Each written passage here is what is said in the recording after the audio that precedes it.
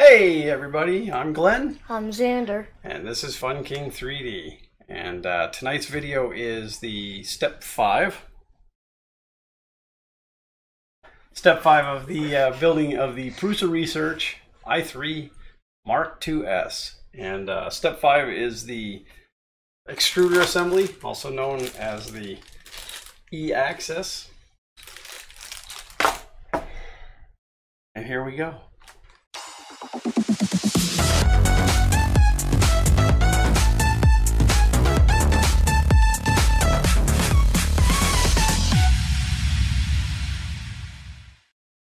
With the rest of our videos, if you've been following along in the series, in the beginning I was flip-flopping back and forth between the manual and the physical building. In the last couple videos we cut that out and stopped flipping back and forth to the manual, figuring that you guys are probably following along in the manual anyway. We do have the electronic manual pulled up on the monitor on this side, and so I'll be referencing that throughout. I may show it occasionally as such. If there's anything in there important that I feel that you need to see. Otherwise, I think that we're going to do mainly this view right here, which will allow you guys to see everything that we're doing. Unless we need to get to a detail, then we'll go here. So without further ado, let's begin step 5. So we'll come back to the overhead. Now this is, well, in fact, I'm going to show you the manual. It claims it's a moderate difficulty, 35 steps, 1 to 2 hours, one section. Shows that we need a 2.5 and a 1.5 Allen key, which we'll have to use the factory Allen keys for the 1.5 because I don't have one in my set. And needle nose pliers, which I have a plethora of needle nose pliers here. And we need our 3D printed parts. So I guess let's go here so they can see us too. You know, gotta see them cool dudes up in the corner over there. Yeah. Yeah, no, here. Yeah, no, up there's the camera, but over there's us. All right, so we're gonna go with the open up this 3D printed. If you want to go ahead and take the parts out of that bag, get them kind of laid out. What parts? Don't drop them on the table like I just did, because that's really loud. What parts? Just take everything out of that bag. So I'm gonna hop over here to the detail view just to kind of show everybody the pieces. This guy's got a little stringing on it, but in fact, a few of the holes where the nuts are look like they might need a little bit of cleaning up. A little artifacting in there, but I won't hold that against the Prusa guys. I got that guy, that one. Alright, so that's all of our 3D printed parts. Oh, no, almost missed these two guys because they're black on my black table. And this thing. I hope that's not an important piece. Hope that wasn't intended to be attached to something, because that was free floating in the bag.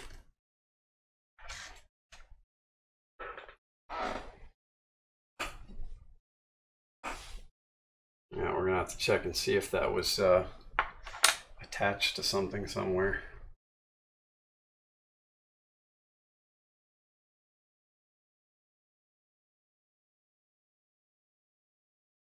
All right, well, sorry for that little hang up. We'll figure that out. Hopefully it wasn't a crucial component.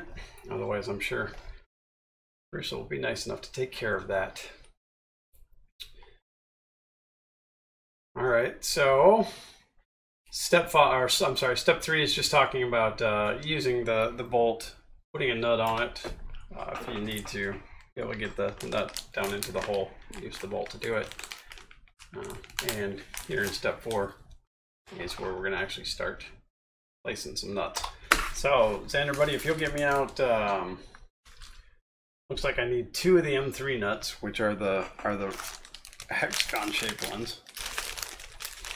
He's over here eating the hairballs that came with this thing instead of paying attention and getting the hardware ready. Hey, I'm working this job. You have to pay me food privileges. Alright, don't bang those on the table like it's loud. Okay. I have to go back in and edit that out to not blow up people's eardrums. Sorry. Yeah, why'd you have to find that little piece of plastic? Because now I'm concerned with where it might have come from. It's probably just a support. Maybe. I don't know. I'm gonna put on my Superman glasses, take a good look at it. What am I looking for here? You're looking for 2 of the M3 nuts, like this, and then 4 of the square nuts as well. It is possible that it was a support, but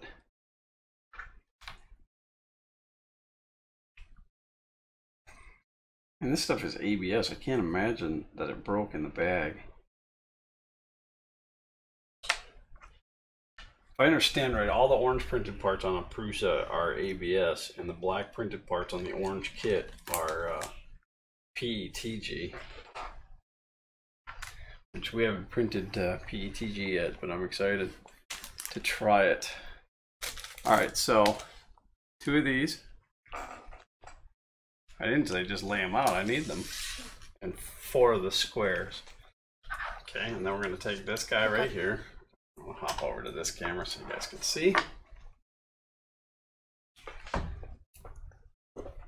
There's the squares. Alright, you going to put these in or am I putting these in? I don't know. Are you? Alright, looks like the two of the square nuts go in here. So go ahead and slide 2 of the square nuts in there. You can use the super needle nose if you want. Let me bring this camera up a little closer.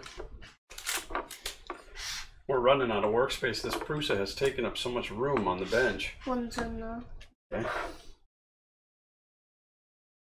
I mean, we have packaging and all kinds of stuff just all the way around, and parts all the way over to there. And then of course our other printers back here.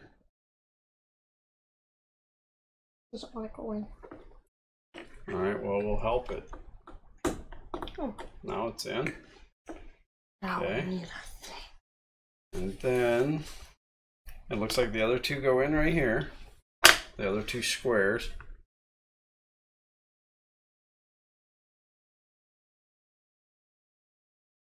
I told Xander today that I was going to buy him his own 3D printer and make him build it 100% by himself. And I was going to film the whole procedure. I think that would be, well, it would be mildly entertaining, but I think it would be very, very educational. Alright, so the other 2 nuts, and that one just poured out of there.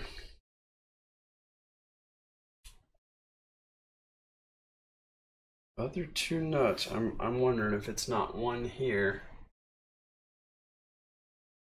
and one up underneath here. Let's I'm gonna roll mousey. Wait, I forgot I gotta change pages here.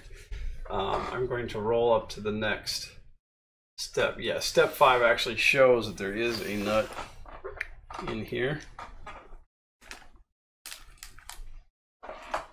Let me see one of those.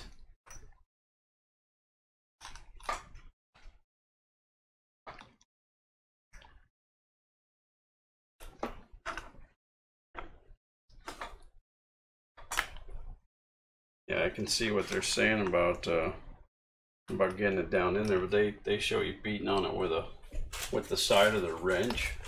Should make a horrendous amount of noise. I'm gonna mute this just for a second, guys.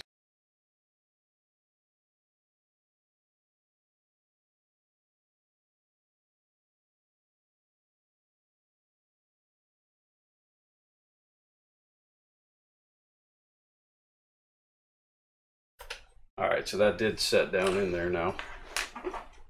I don't know if it's set as far down in there as it should, but the hole is actually pretty deep.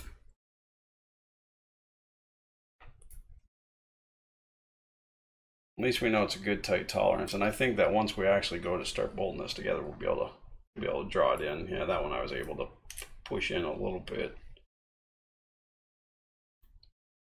but the holes are far deeper than as much as I could push that in, but that's okay. All right, so in step 5, we're going to prepare the extruder body, which is in the box marked 2, 3, 4, 5. Don't no. So there's our extruder body. What secrets do you know? So if I said you had a beautiful extruder body, would you hold it against me? Maybe. So this says to slide the extruder body on the nozzle as shown in the picture.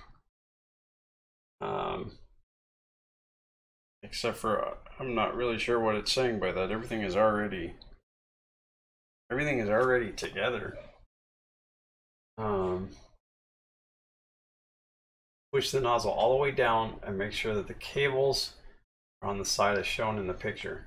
Yeah, so this must have been a situation where maybe it didn't come assembled before, but mine obviously looks just like it does in the picture.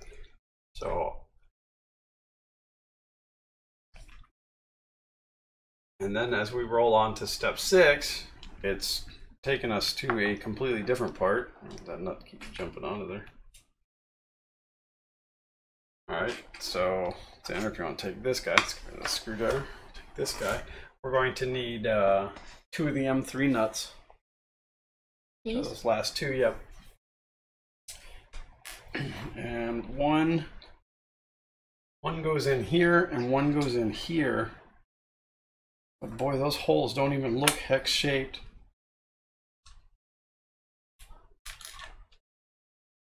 Cake go in the oven.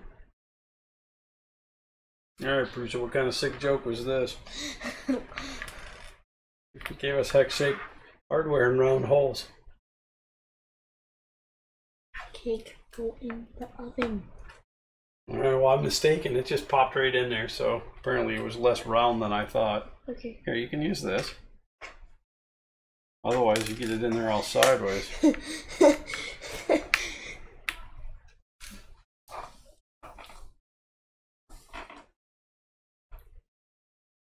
So we're just threading it onto the end of there and then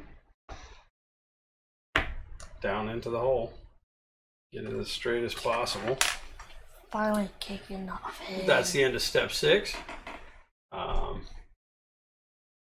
It does have a warning that says top nut needs to be pushed all the way down, exclamation point. The nut trap has 2 diameters, only lasts 3 millimeter, have correct diameter for the nut trap. Again, I'm not sure what that means. The nut trap has 2 diameters, only the last 3 millimeters have correct diameter for nut trap. So I guess it's talking about this end as the only full diameter and that there is a distance in there, and I can see that it is set back. If you watched our early video, in fact it was the unboxing video, we talked about the texture that rumor had it Prusa was working on a new PEI sheet or a replacement for the PEI sheet. I don't know, maybe this is factory from the regular PEI, but the texture on this is amazing. It is I would say that is the sexiest first layer I've ever seen in my life. Okay, so rolling on from step 6 to step 7, we are going to actually put the extruder somehow up like this. Not all the nuts falling out. And this guy is going to come up in here somehow. I think.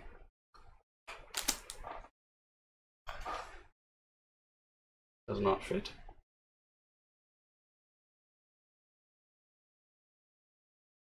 You can see where it's supposed to be, but okay, I just had to give it a little bit more force.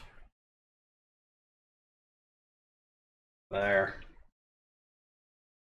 So the that PTFE tube had to go up through this hole, which, to be honest with you, that hole doesn't look like it's real centered. Here, it kind of looks like it's kicked that way, but we'll find out in the long term, I guess. Maybe it's supposed to be exactly like that. But once that was up in there, then I could lay this down. The wires have to come out like this. And this cover, the picture is showing it like this. And you're going to bring this cover up and over and lock it on like that. So I was told by an individual on YouTube that the extruder assembly was really, really hard. That didn't seem very, very hard. No. All right, so it is telling us that we need one M3x18. So you got to compare that to your pictures. This one. And one M325. First try? What? First try? Is it? Closer to the... Close or it? They just said it has to be exactly right. Let me see it.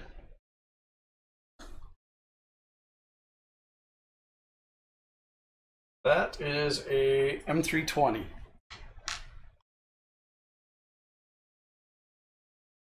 So even M320s? Yeah, there are M320s in that bag. So you need one that's just a hair shorter than that one.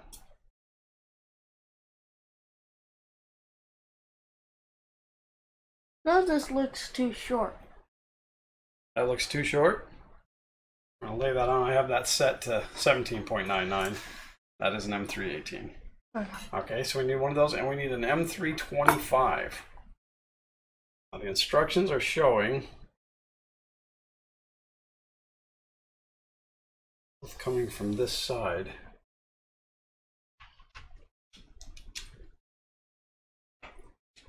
That seems right for the top side. Definitely not right for the bottom side. So this one is going to go into this hole. I think that's... This is our winner. That's the winner? It's the winner. All right, go ahead and spin that in.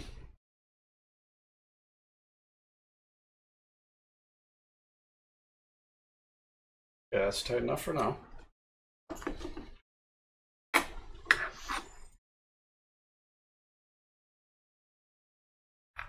Just gonna do a quick check on that, and that is 25.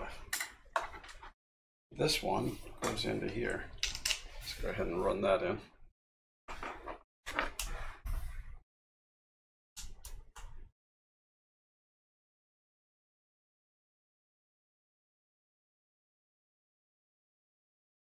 Just keep spinning the shaft, it goes much faster.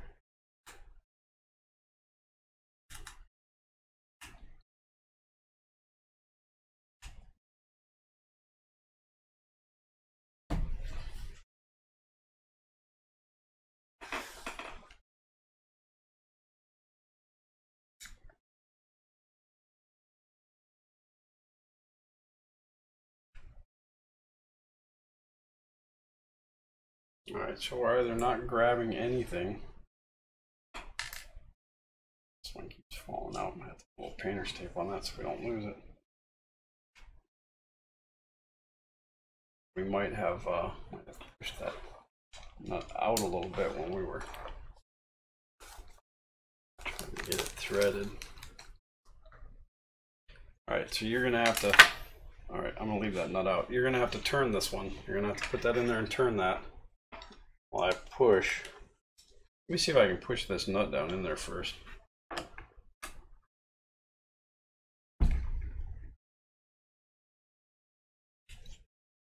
Pretty sure this fell out again. Yeah, I said I'm just gonna leave it there until we...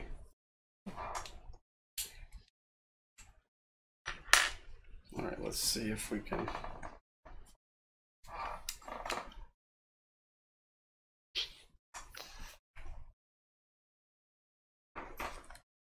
get out of the hole a little bit. Push that nut down in. Is that the one that like went way down in? No, that was this one.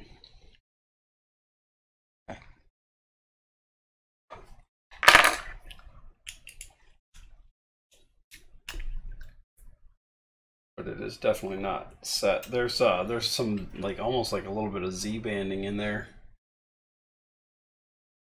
For those of you who don't know what Z banding is, it's just from the printer being a little bit wobbly and the layers don't line up. I'm sure that they are printing these at a very, very, very high rate of speed just to try to get caught up with orders. And again, I don't hold that against Prusa. I don't blame them. Nobody wants a bunch of angry customers. And all you have to do is use a little muscle to overcome the hang up. So there it is. Now we're threaded in. Sorry, probably have to edit that noise out. He did it. Did that spike? Did you see? What? So I don't know how tight. I'm gonna go with the non-human, superhuman strength level of tightening. It says tighten until the nozzle stops moving in the extruder. If there's still a gap between the cover and the body, it's all right. Well, it doesn't. We don't have a gap, nor does it move. It's solid, except for it's a little bit skewed, and I don't want to deal with that. I'm gonna fix it. Sorry, I'm a little obsessive compulsive. I'm trying to get better, but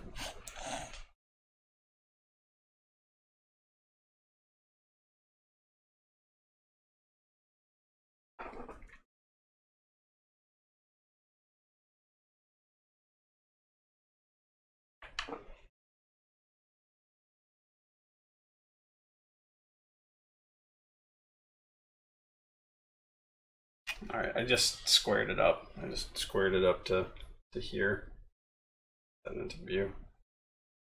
And then now I'll tighten these back down. I really am impressed with that. Well, that's a good shot of it too. I mean, it's so smooth. It's so perfect. Impressive. I hope we can get prints out like that. All right, so that's that, except for this one screw that keeps jumping out of there. All right, back in the hole. All right, now we will roll on to step number 8, preparing the extruder motor, which I happen to have right here. Again, if you haven't caught it, all of the motors are silk screened, screen printed. We need to press the pulley on the motor. The screws must be facing directly against the flat pad part. So we need this guy right here. And I think this is where the 1.5 millimeter Allen key comes into play.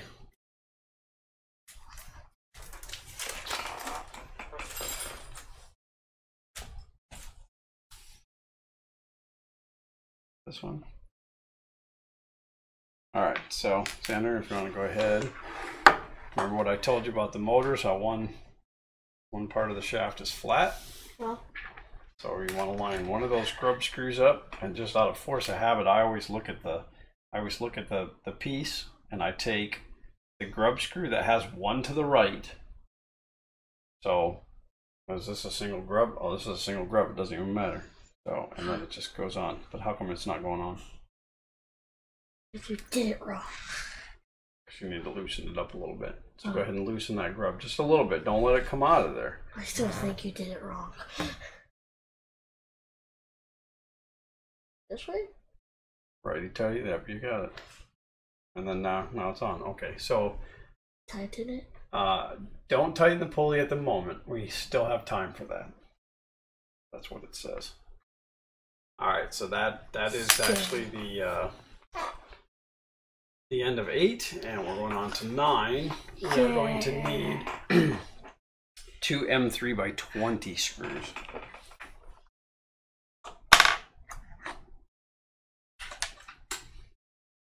Too short. Well, you'll grow. All right, come on. Baldy.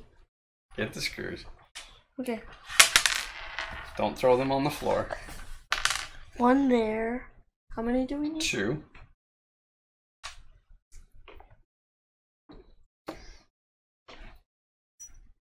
And the picture is showing the piece to be like this. The screws to be here. And motor coming in this way. Those don't seem long enough. These are 20s. I'm 3x30s. Oh, you said 20s. Oh, now we got to go back and watch the footage to see if I said 20s or 30s. You said 20s. I'm pretty sure I said 30s. You said 20s. Oh, you know, just like that time you dropped the screw under my chair. No, that wasn't me. That was you.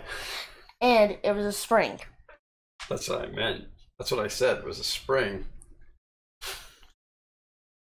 Just give the M3. These people are waiting for us to finish. Here. Right now they're screaming at their computer screen. They're gonna click on subscribe. Please don't click on subscribe.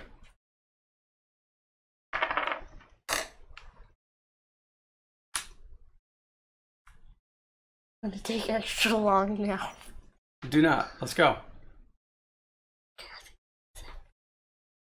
You better not think. You better know that this is it. All right, go ahead. Take your Allen key. Which one? This one? Yep.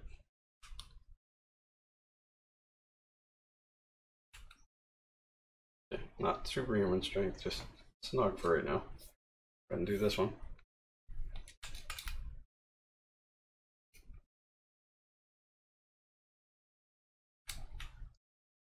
No. Oh, all right. Go ahead and take that back off.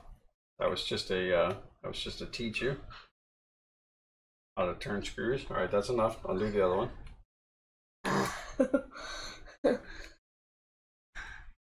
You owe me $5. There is a note. I love that they put the notes at the bottom of the step, but it says mind the correct orientation of the motor cable, which is down like this. All right, go ahead and run those back in. I know it's so hard to turn an X wrench. We had a holiday weekend this weekend. We were away. I was helping my sister tile her bathroom, and the kids got to go to a hotel with a water park, and they're all exhausted. All right, do the top one.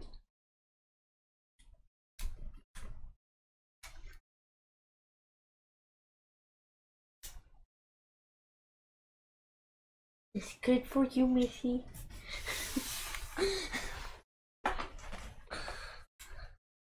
I was gonna say you tighten that like a girl, but I know girls, I would have tightened it better. Alright, so that... I had to tighten it, untighten it, and then tighten it again.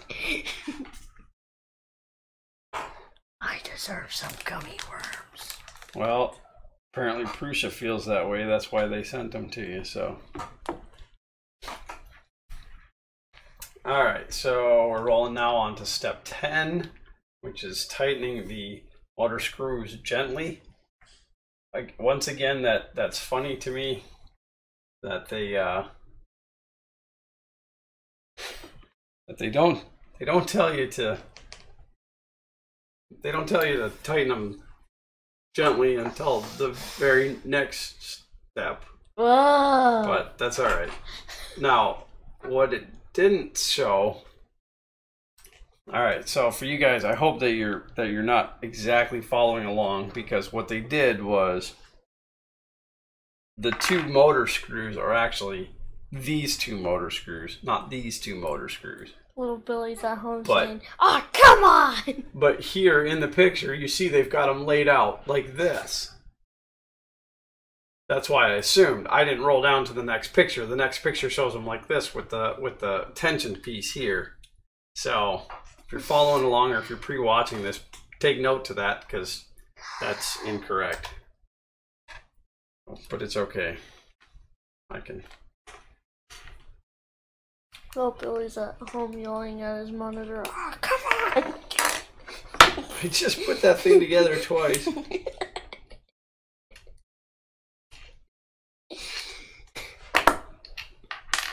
Alright, so this guy right here is going in. Oh, Sorry, took you to the wrong camera again, didn't I? All right, so you see the wheel, the tensioning wheel is going to go in here. So that part's going to go in. It's going to come down like this. That M3x30 screw is going to go through here and into the motor, and we're going to tighten those down gently, as it states.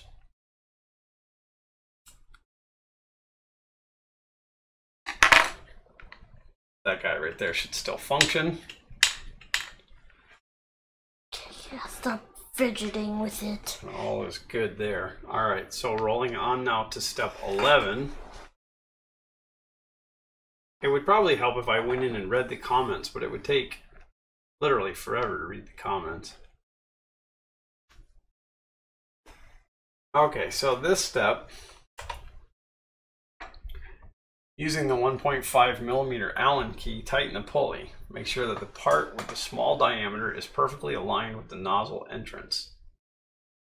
Make sure the pulley can rotate freely. Use a piece of 1.75 millimeter filament from the spool to align the pulley with the opening for the filament. See picture. Okay, so I haven't opened my Prusa spool yet, but I'm going to reach back here and take a piece of this 1.75 millimeter hatch box. I'll straighten it out a little bit. So what they want is they want you to put it down through this hole, across that pulley, and into the PTFE tube, making sure that it can rotate freely, which it very much does.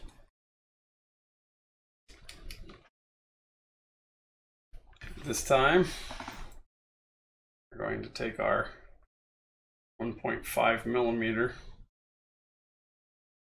Now, here's kind of a gray area because you don't want it to be loose because it'll come undone in the middle of printing. But if you make it too tight, you're going to strip it out and you won't be printing at all. So when doing this, put your thumb against the short part here. Put your finger on the long part and tweak it like this. Don't grab the whole entire shaft and use the whole shaft, because then you can put too much torque on it. But by doing this, you get a little spring in it and you'll feel it. And now we're filament stuck because I used such a short piece, but there you can see. There you can see we have good contact on that. So I'm not going to take that filament out until they tell me to. Maybe they won't tell me to. I don't know. It does not show the filament in the next one. It is showing a video. Step 12 is a video for step 11. Yes. We like videos. So now going on to step 13. I'm going to go ahead and take that filament out because it doesn't say to leave it. I need 2 M3NS square nuts. 2 of the square.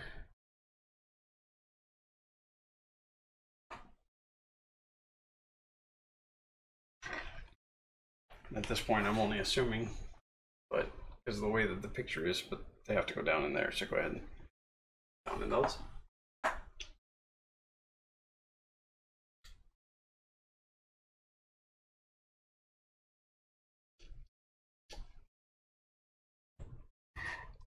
It seems to have fallen way down in there, but that's all right. This one actually doesn't seem like it went far enough. There we go. All right, so now those are down in those slots for these 2 holes. Now we need that bearing. I'm gonna pop over here. Let's make a fidget spinner. We get a bearing, 2 spacers, which are also washers, and a 5x16 shaft, which I think is a split shaft, isn't it? I think it's just a roll pin, but that says place the washers and bearing on the shaft as shown in the picture. Place the shaft bearing into the idler. So here's the assembly, and here it is in the. And to check that the shaft is pressed all the way in. Are these the spacers? I would assume so, because I don't see anything else there that would fit that. And then we also need this shaft right here, which actually a 3D printed part. Ooh. I can't imagine that that would be the most efficient way to go. I would think a roll pin, a press pin would be quicker. So, but all right, so putting your hands over here under the camera so everybody can see, go ahead and build that assembly like that.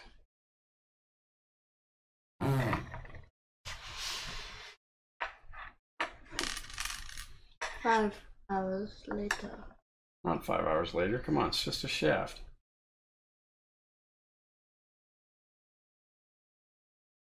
That won't thread. That's a bearing, buddy. You got to just push it through there.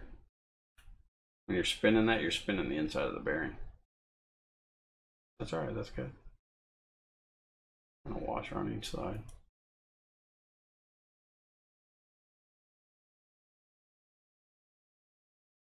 Yeah, I did it. And then that assembly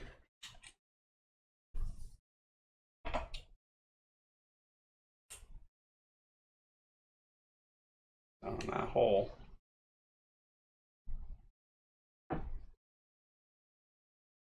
It doesn't spin like,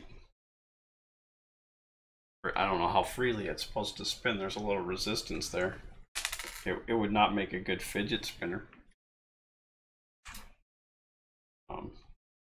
Now, looking at this, you can see half that shaft is sticking up and that side isn't. So I have to assume that it's not actually pressed far enough in. I'm going to take my little 90-degree pliers here and I'm just going to give it a little squeeze.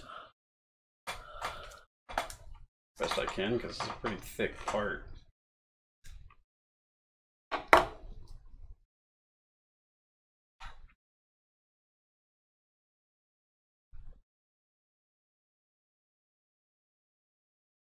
It says check the shaft. It's pressed all the way in. So I would say that is now all the way in. Still not super freewheeling, but that's all right. This nut fell out again. Back from around this side. I'm not sure why they made us put those in so early, but all right. So we're rolling on to 15. So we'll hop over there. That is showing that we need an M3 by 40 screw, 2 of those, which those should be the longest ones you have.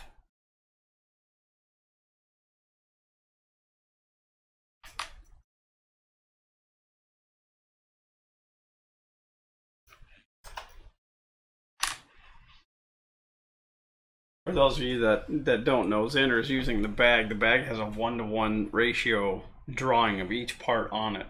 So all he's doing is laying these pieces on the drawings of the bag to confirm their length. All right, we need 4 of the M3 washers.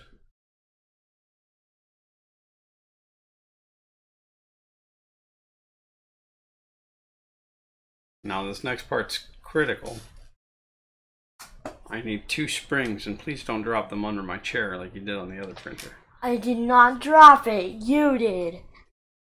That is still yet to be proven. Rewatch the whole video.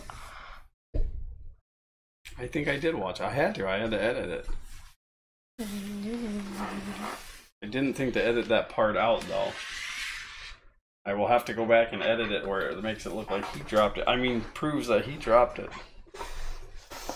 Like I just dropped that washer into my chair. Prove it. It was easier to pick up off the leather than it was off the desk. Alright, so let's get this back down where people can see what I'm doing. Alright, so washer onto the screw, spring onto the screw.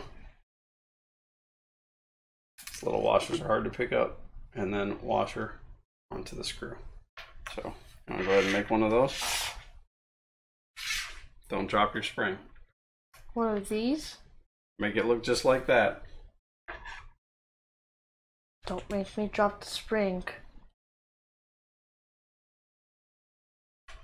Take this one. He's building that one. We're about to drop the spring.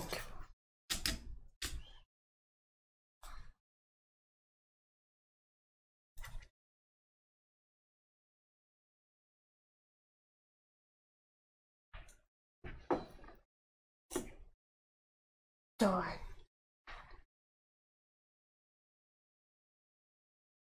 Doesn't seem right.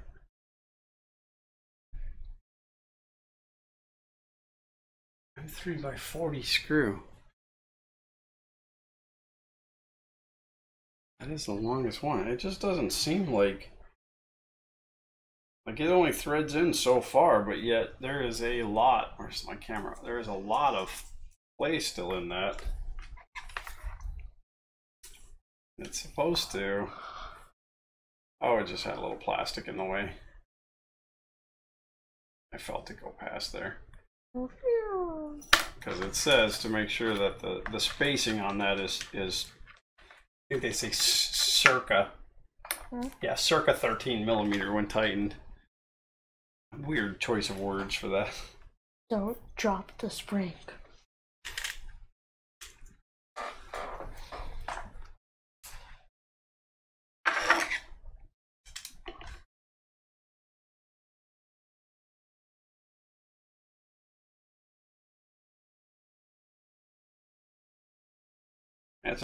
It's a tight fit. Like you can feel it grabbing the plastic.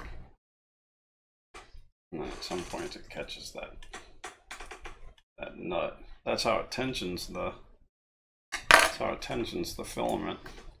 So looking down in there, you see that we have that bearing, and that bearing rides up against the extruder pulley. So, and then what we want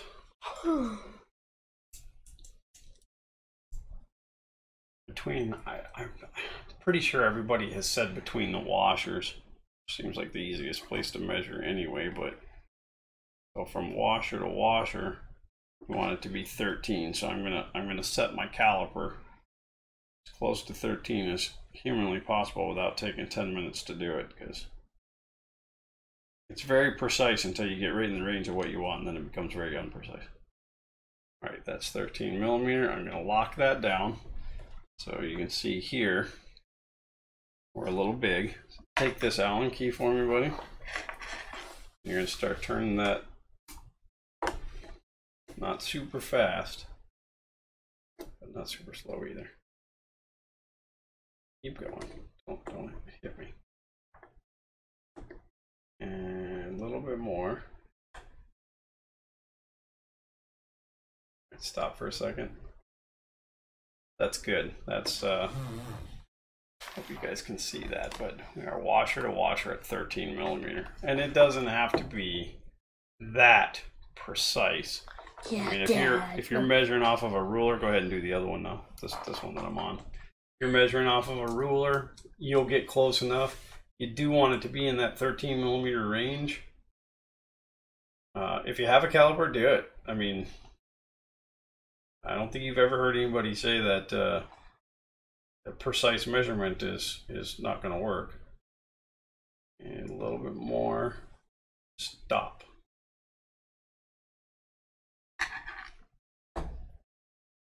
Okay, just a hair bit more. I literally mean like a hair. Like an 1/8 to a 1/4 turn. Keep going. One. That's it. Double check that one. Let's do the other one. Got a little bit of play in there. Don't give me lip, boy. Don't give me no lip.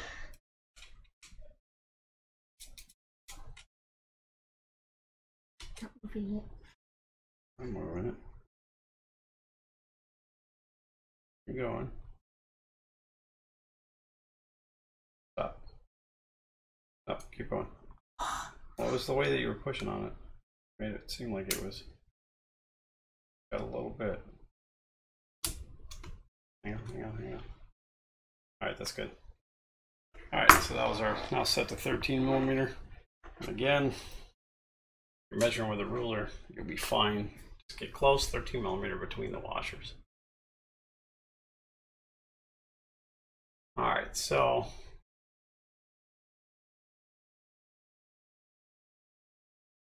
okay, I'm sorry, that's step 16.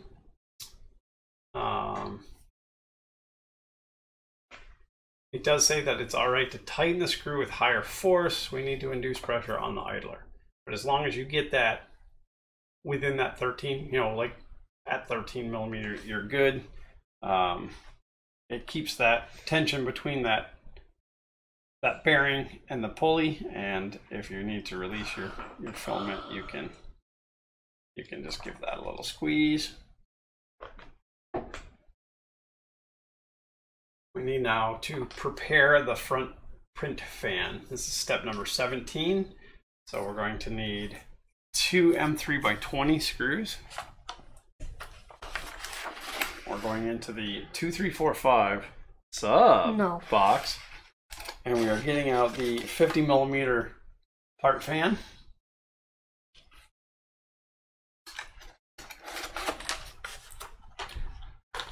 For those of you guys following along, there's the pin to probe and the 30 millimeter fan left in there.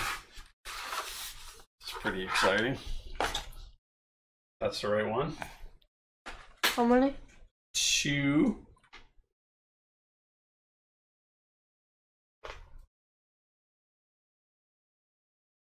$19.9. Oh, 20. Oh, I'm sliding.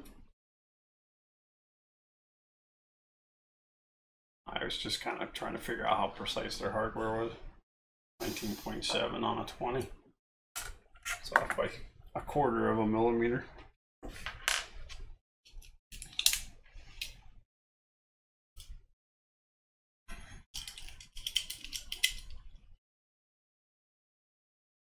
Now I'm going to give you guys a little secret tip. This isn't even part of the assembly. This is just from my knowledge.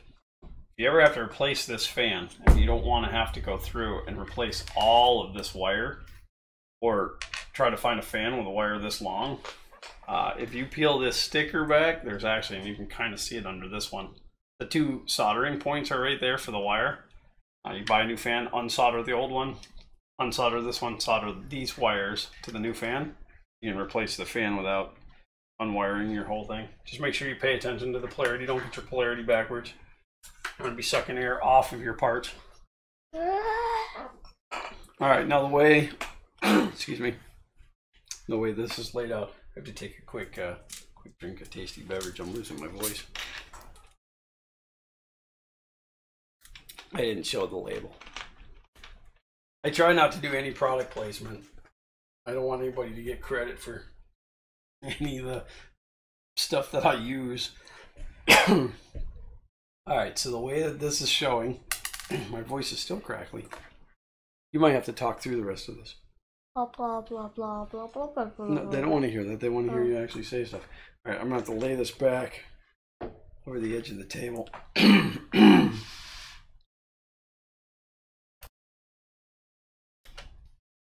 All right, so you got 2 M3x20s. We got the fan. Do not tighten fully at this moment. Fan should just be secured in place.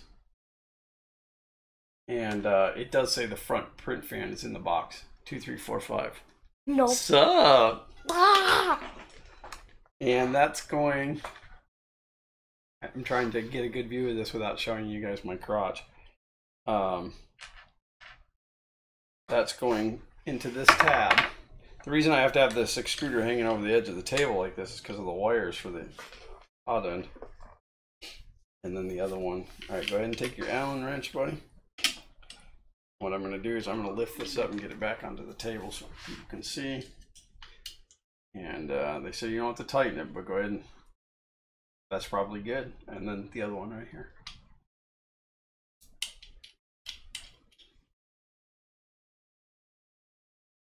I'll work it till you catch that nut.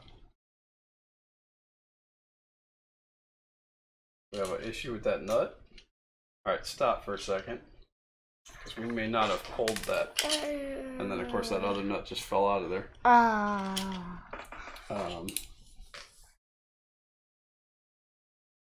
What is the shortest? Oh, that hole goes all the way through, but take that little short one there. All right, what we're doing. This one? Yep. That nut didn't necessarily set far enough in there for that screw to catch it. So go ahead and put that screw in there. So we're just going to use this little guy, which is a M3 by 10. And go ahead and thread that thing down till you catch. Till you put the head all the way down to the plastic. Spin it in, spin it in, spin it in. Like that? Yep.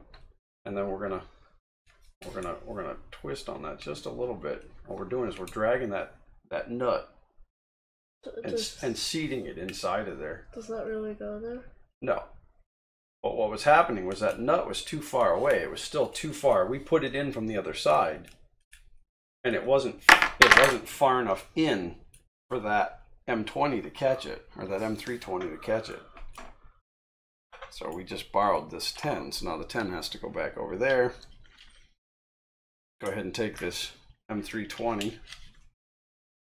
And now you should be able to, yeah, that, I don't know if you guys can see, but in that hole, that nut is much closer to the surface now.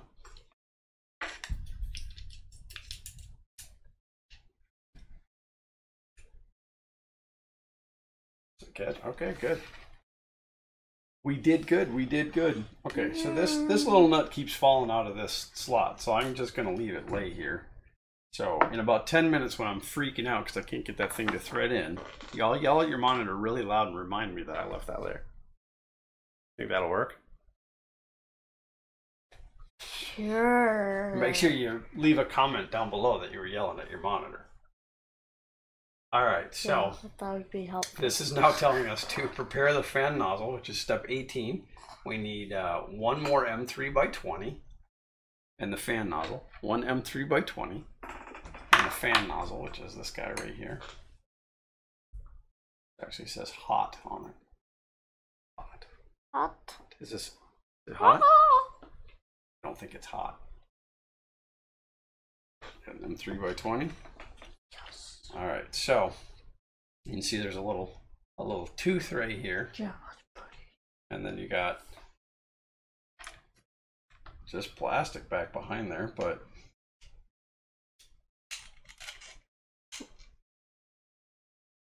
I guess it just sits right on the top of there.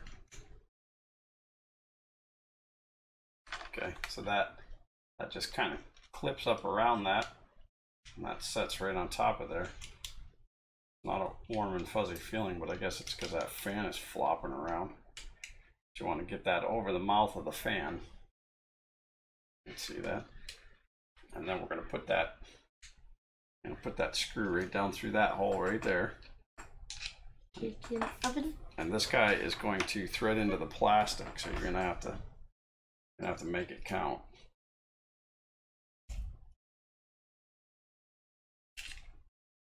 It's not grabbing. What you might have to do is actually put a little pressure on it. Not pressure.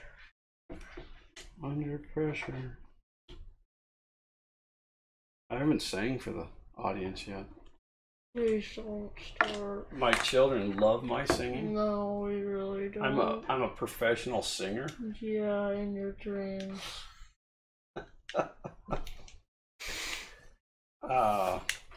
I might have mentioned it once or twice in a stream about how wonderful my singing is. Yeah. I can't carry a bucket in I can't carry a tune in a bucket. I guess I can't carry a bucket in a tune either, but I can't carry a tune in a bucket. And like when we're on road trips and stuff, I love to sing in the car, and it drives my kids crazy. And it's so much fun. That's why we have kids, right? Is to just drive them insane. Sure. All right, so that's the point of parents. I threaded that down in there. I can't say I'm really pleased with that design. I think that Prusa could do a little better job with that. But I guess we'll see how it works out in the long run. I also hate the fact that these wires are just kind of flopping around while I'm doing this. I'm so afraid that I'm going to break them off. I mean, that thermistor wire seems to be, pretty fragile, and I'm just flopping it around the whole time I'm doing this.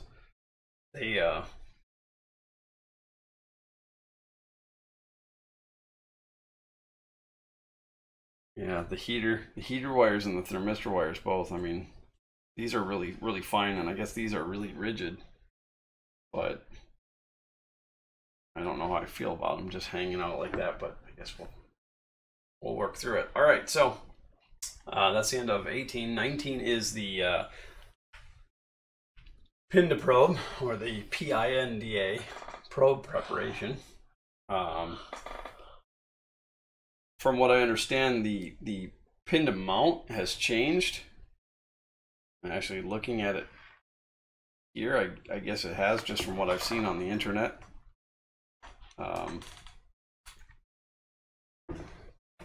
It's supposed to be a lot better now. Go ahead and get the pin to probe out of the 2, 3, 4, 5 sup box. I love the movie Night at the Roxbury, and there's a scene where they're walking into the club and they're like, every girl, sup, sup, sup. That's how that started with us. This is the pin to probe right here. How it started with you. But for whatever reasons, Andrew hates when I do it. It's annoying. Alright, so here in the instructions it shows to take the nuts off of this. Oh, there are no nuts on this. Because the design has changed. Now it does say removing both of the nuts if included in delivery. So step 19, if you have the Mk2s, seems to be completely useless. Moving on to step 20, it says pin to probe and print fan cable preparation. So it's actually showing it laying like this, and the pin to probe is to be worked down through here. Something.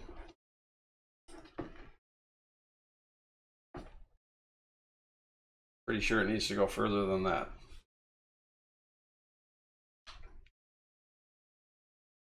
Trying not to crush the wires. I'm trying to push just on the end of the probe itself, and there she is. She's in the oven. Pass the pin to probe through the mount. Guide both cables through a cable clip on the extruder body as shown in the picture. I guess I have to change pictures because that's not in the picture. Okay, so this cable is hooked. In fact, the fan cable, I'm going to do the fan cable first, because I think this will help kind of hold that in when it's clipped up underneath. I don't know how far this is supposed to stick out. We haven't gotten to that part yet, but guide both cables through the clip on the extruder body. Exact position of the pin to probe will be adjusted later in Chapter 9, Pre-Flight Check. So there's no need to adjust or tighten fully at this point. The best position for mounting at this point is to align the last thread of the probe with the end of the mount. And the way that the picture is showing, it's showing it like way down like this. But that can't be. Let's look at the third picture. No. It's talking about the last thread with the top. It does not move through that hole very easily. So last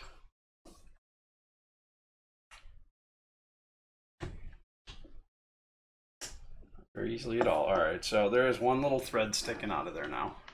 See that? Okay. I'm pushing on that pin to probe. Note the loop on the cable from the probe. It's necessary to apply it correctly. Okay, so again, that information should have been way earlier on. So you have the wires coming. You're gonna loop it, but you want to loop it. It's got to go under the probe. So you're going to loop it. How are they doing that? Back like this. All right. So it's coming out of the probe around underneath itself, and then that can lock in, and then we can get that slid, that last thread. So you guys got that? Out of the probe, around and underneath itself. Okay. I don't know how big that loop's got to be, but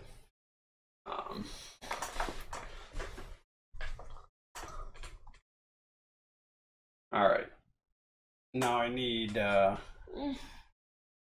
well, it doesn't say, but by the picture I'm judging, I need 2 of the M3x10s, which are going to be those little guys. Yep, and go ahead and drop them into these holes right here. 1, 2. And then tighten them down. You don't have to like crazy tighten them, but just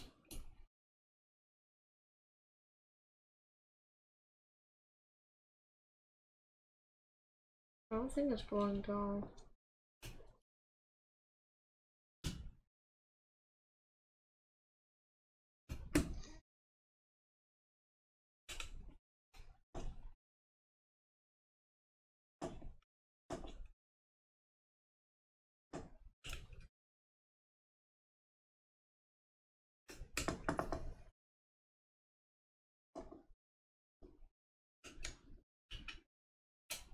You said not crazy. there's nothing crazy there. You didn't see me going like. Alright, that's the end of 21. We're going on to 22, which is mounting the left hot end fan. Do that. Don't do that. We need M3x18 screws, 4 of them. M3x18 screws.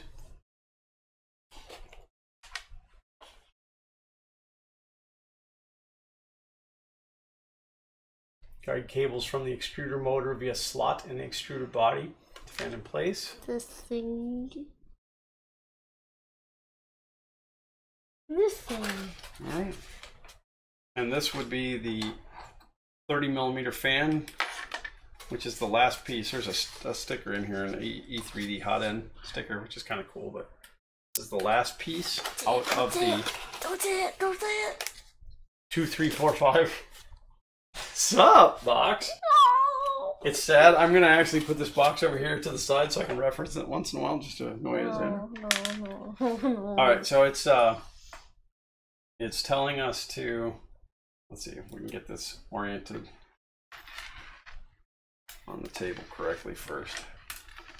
All right, so the way it's in the instructions manual, it is Stick it in the hole. is down. You can see this large hex hole. You can see the heat sink, heat block. You are going to then bring the wires for the stepper right through here. You'll notice that there's a little groove. A little groove in there. I want to get those wires in there. I'm actually going to tuck it up underneath that screw a little bit, but I'm going to run those wires up in that groove. I mean, make sure that it doesn't say, no, it doesn't. There's not anything crazy for that I'm going to regret later. But it does not say where, does not say which way these wires are coming out, but I'm going to go ahead and put them right there. Did you catch that? So looking at the top of the fan, here's the wires. I'm going to slide it in so that they are right there in that groove, making sure that it doesn't pinch. That way we have the longest possible wires, but yet they're still managed. All right. You got 4 of those, yeah? Oh, I thought you said 2. Did it say? No, 4. M3x18, 4. You weren't so busy putting your hand over my mouth, stopping me from saying sup. Daniel. I mean, it's just the 2, 3, 4, 5 sup box. I'm not sure what the supplemental part is because there's no. Oh, you already got one? I just took it. I just took it from the. Oh, you did? I just reached over and took it as you were figuring them out. Stick it in the hole. That one might actually be too big. I might have grabbed the wrong one. Stick it in the hole. Yeah, these screws seem unfriendlyly long for what we're doing here.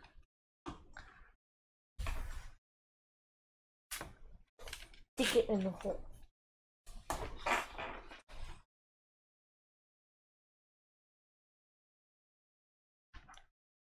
Yeah, the first one you were using was too long. The 20.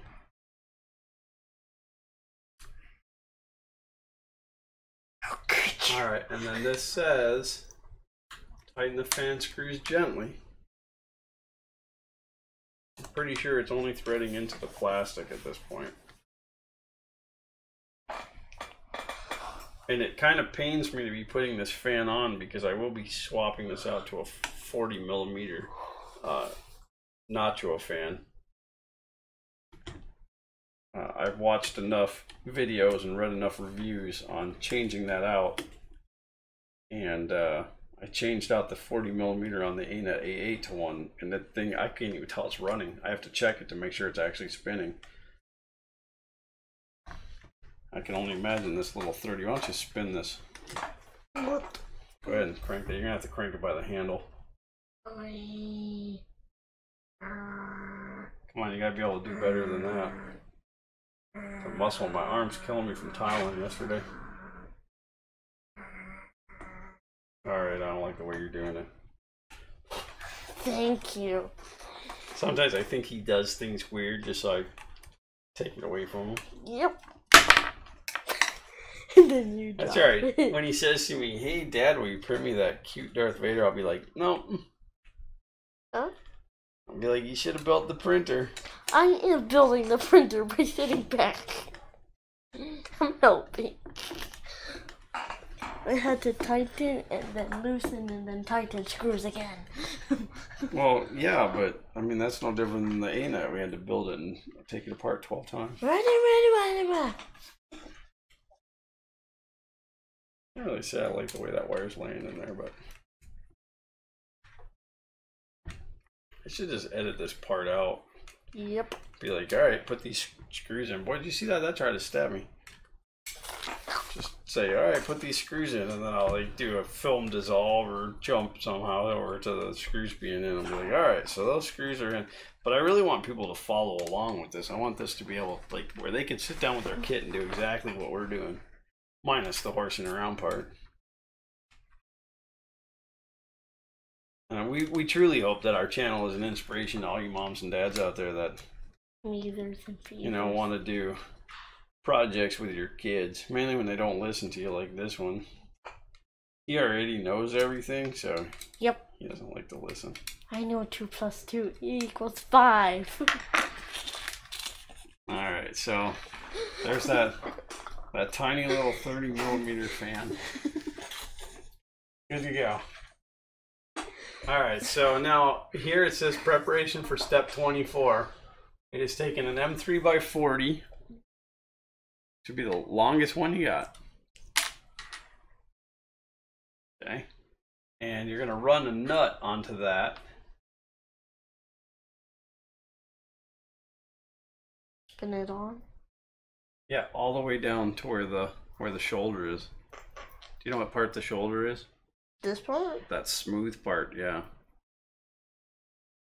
I'm going to let go of this. You take it from me. Take it. You run that all the way down.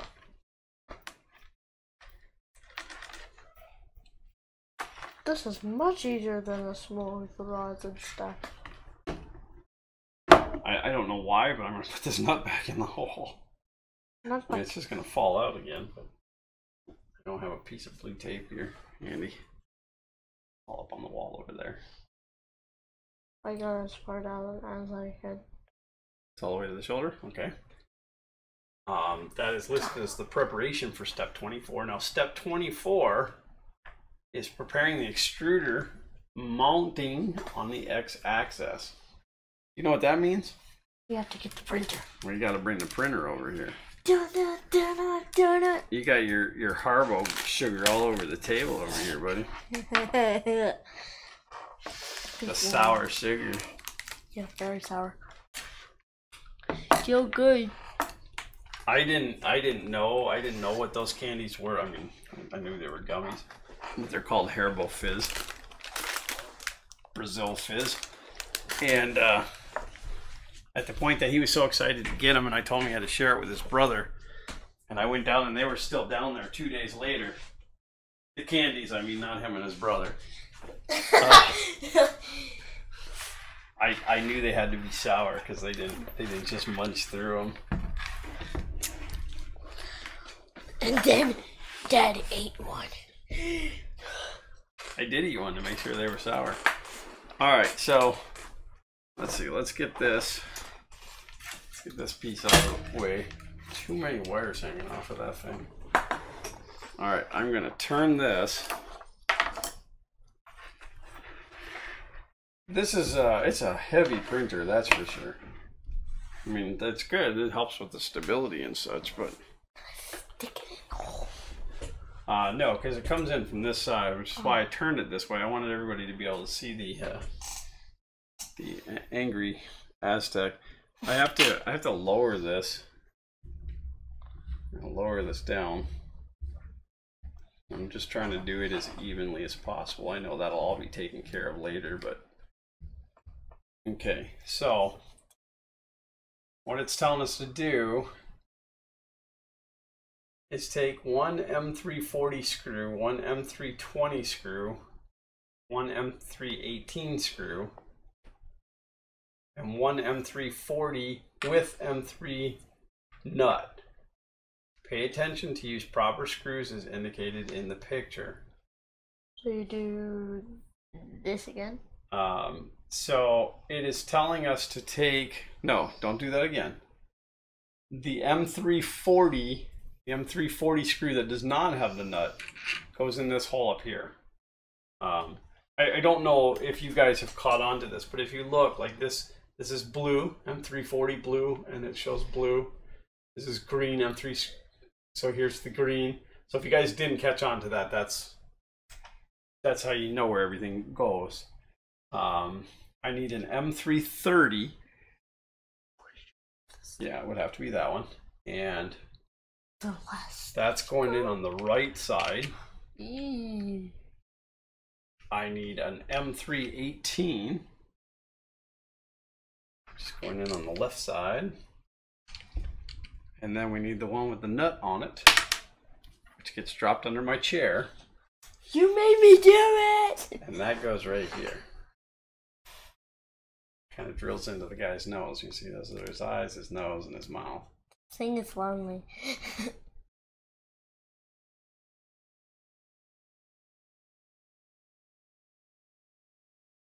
Then it says to place the M3 nut into the trap.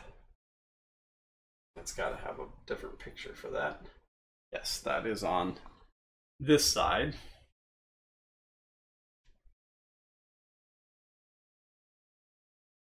And stick it in the hole. It would have been very convenient, just so you know, to use this M340 before you stick it in there to be able to place this nut. Yes, stick it in the hole. All right, and then I'll put that M340 back. Oop, oop, oop. I don't know.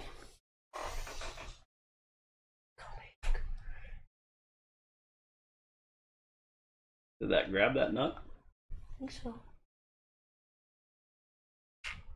Oh, it's out. Okay. I'm not sure what that is. What is? That big M40 sticking, or M340 sticking out of there. All right, so it's got a good view on that. Why don't you have a good view on that? Okay. The man looks very angry. Very messed Now up. it's talking about cable preparation. So guide cables from the extruder, as in the picture. Cable from the pin to probe, the extruder motor, and both fans must pass the X-axis between the lower smooth rod and the X-axis belt. So it looks like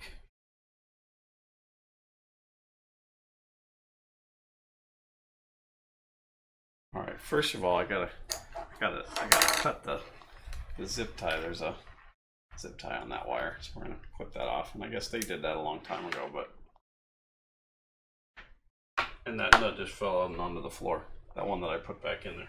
And it was your fault. Yes, it was. Can you come find it? No. You might have to get my flashlight, which is either it's back here by the printer. Let's see if you can find that.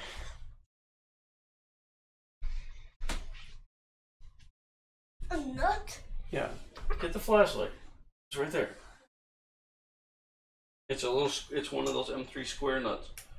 I heard it hit, so it might have bounced. That'll keep them busy for a while.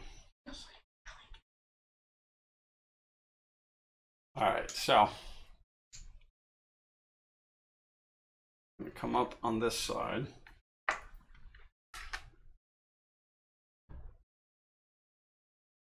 In the picture.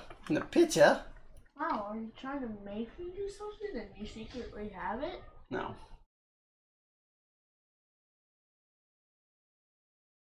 These guys and the motor wire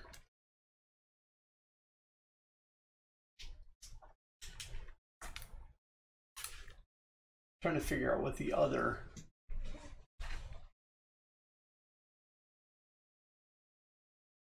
Found it. pin probe. Found it. Good job.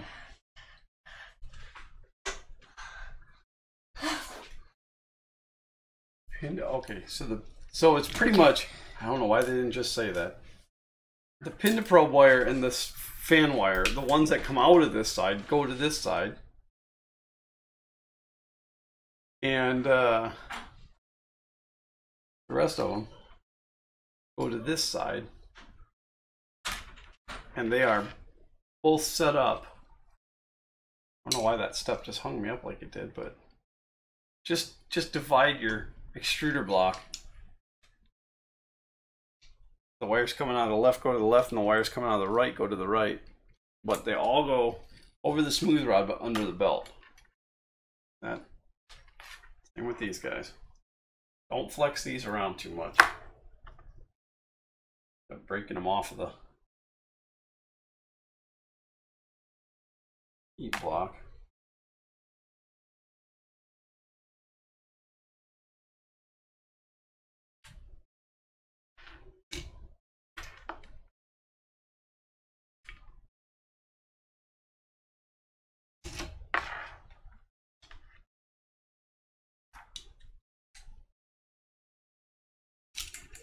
Like so, and then the fan and the pin to probe.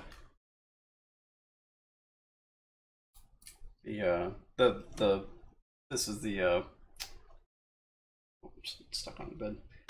This is the parts cooling fan and the pin to probe, which come out of that half.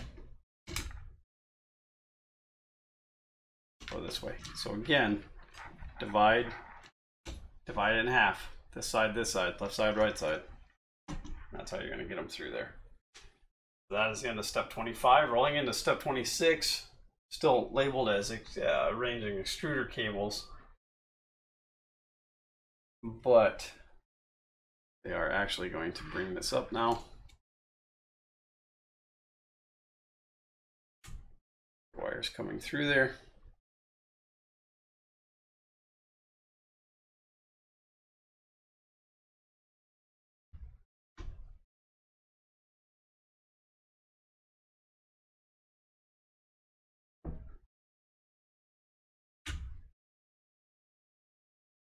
I don't like that. I don't like the way that's bending.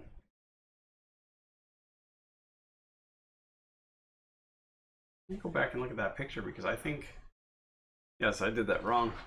This batch of wires right here, the ones from the thermistor and the heater, go underneath that rod, not up through there. So do not put those up and over. Just the motor and the fan wire. That way.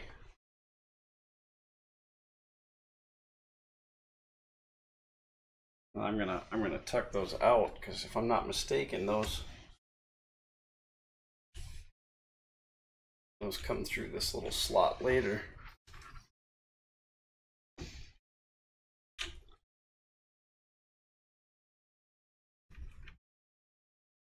I don't have warm fuzzy feelings about that. Oh, I can see. You guys can't see, but I can see it. There's actually a notch back there for those fan wires to go to. So I'm gonna run this in a little bit. Where did you put that square nut? Because we better put that back in. Yeah. Just in case it's in a spot that I can't. Not sure why they made us put that in there so early. Where does it go? It goes in that hole right there. Yep, that one. In the hole. Good job. In the hole.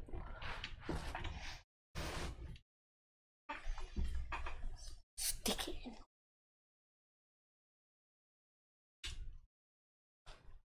Now finding that would be $5.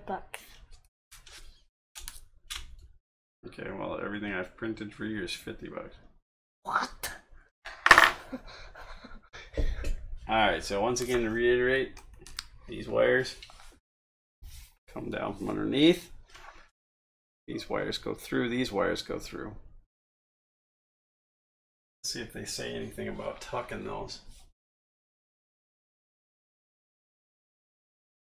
Well, they show them coming through this slit, which is fine and dandy if you can get them in there. I tuck the small fan wire in first. I'm going to tuck the motor wire in.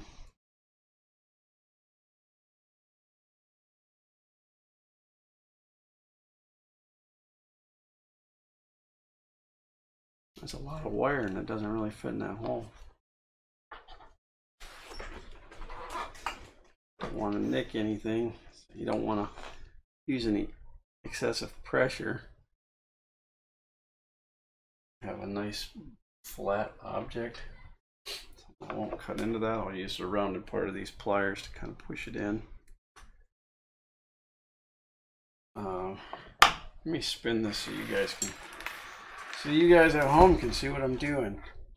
Right. So little Billy can see it. Right in here, there's like the notch goes in and then around, which is where I just push those wires into.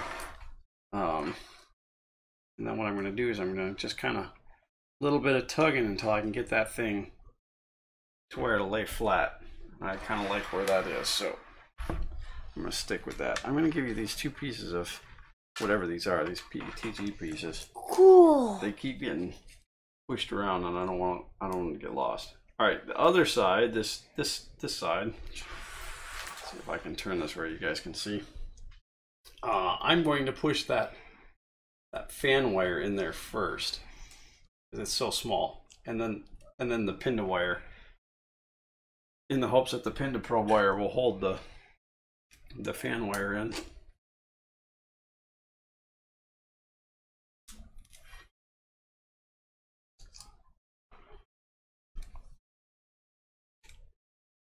Probably the biggest pain on 3D printers is the cable management. Alright, so that thing's kind of rocking around and I don't know why. Okay, there it's set in.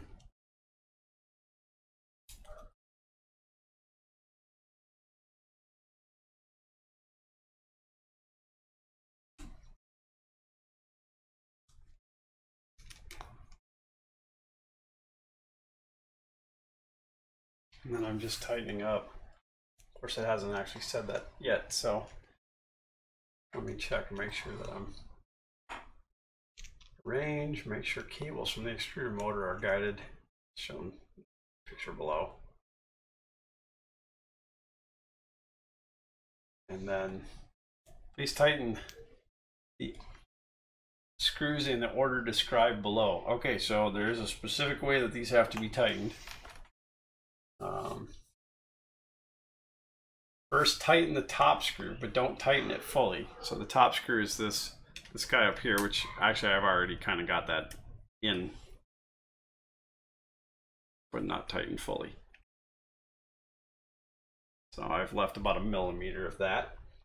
Now tighten the left screw, which is the blue one, which is going to be this guy, which you guys can't see. I can't really turn this and do this at the same time. I'm right-handed, so we're going to do the left one, which is the one I was working on, but it's not really grabbing.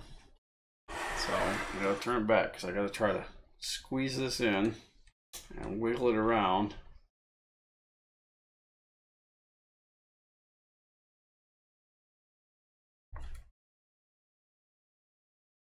This doesn't seem to be grabbing.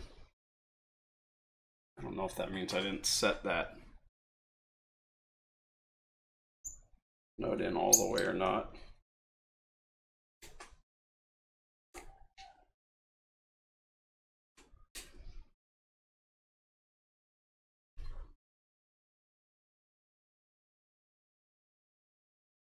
That's one of these ones from the side here.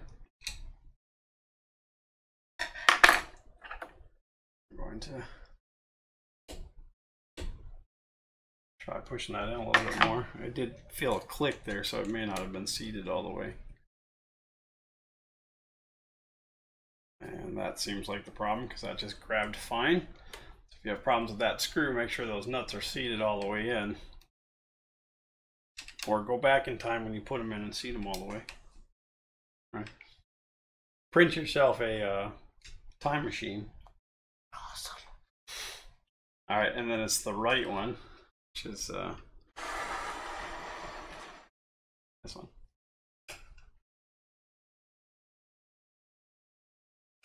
That feels like it's grabbing something. I don't know if it's just grabbing plastic or it's actually got the nut in there.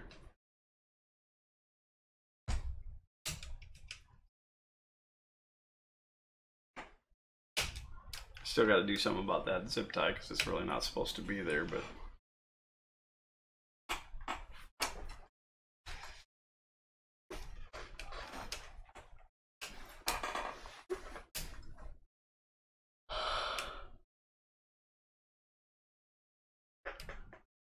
all right. And then it says after tightening all those, tighten this one, which will be used for cable management.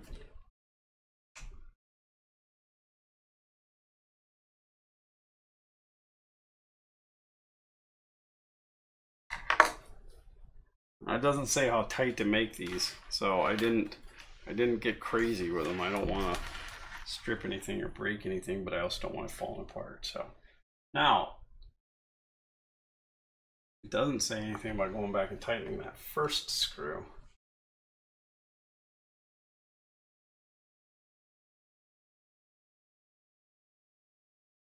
At no point does it say. So just so I don't forget, I'm going to go ahead and do it, because if I have to go back and undo it later, I can do that. For now, I'm tightening that up. Yeah, now he's got like this weird nose going on here in this. Yeah, he's Pinocchio.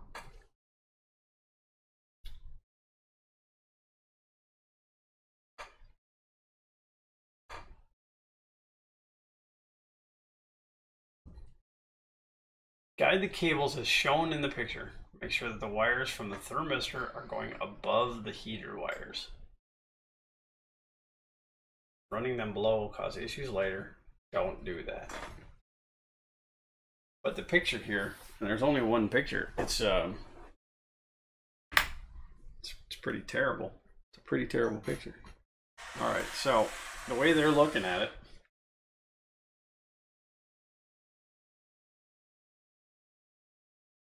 do I cut this zip tie off? Because it's kind of in the way.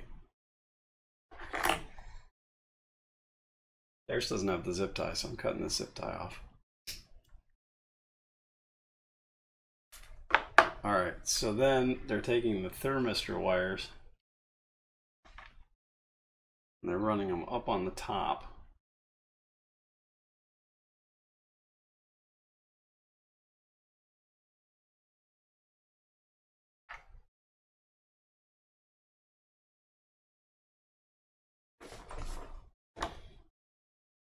I'm just kind of nervous about all of this because I don't want to break the wires. Yes, I'm going to turn this and lay it down like this. I should have printed the stand. Somebody designed a really nice stand that clips onto here for working on this thing upside down, and I should have printed one. Should have been weird printing a part for our Prusa on our A8, but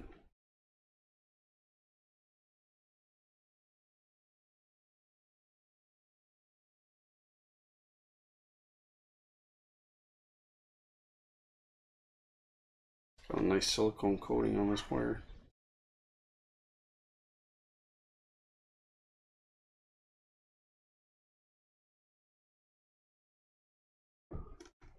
Okay, so I think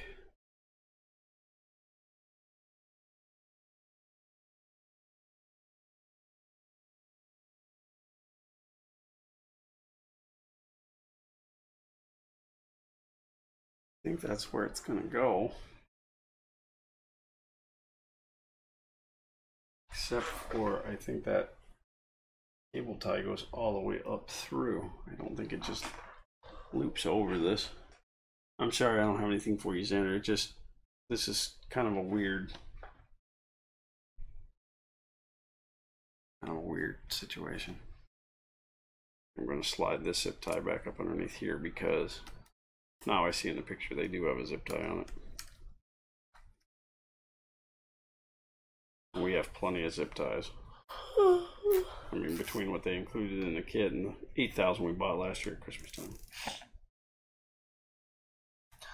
That was a lot of zip ties. Yeah, but we have 4 more Mk2s to build this year. Wait, what? There's going to be 4 Mk2s? 4 more. Plus the 2 we already have. What? We're big into Christmas lights, so. Alright, if you didn't catch it, I just snipped that zip tie off was all. Alright, so insert a zip tie, longer one in package, in the right side of the X carriage, which would be side over here. Of course, I guess that depends on which side you're looking at it from.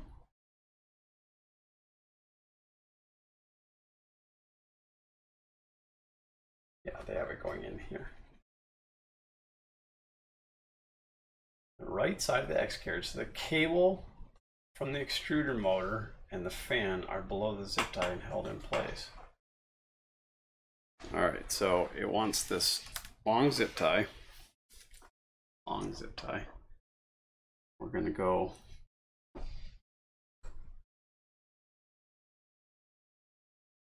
pull that over. See that we're going around the outside. I don't know if I'm giving you guys a good enough view of this. So we're going around the outside of this, and the hole is just outside of that zip tie, or I'm sorry, just inside of that zip tie that's already there for the bearing. So we've gone through and now it's coming out the bottom. And then we're gonna hang a U-turn with it and come back like this, but now we want to get these wires.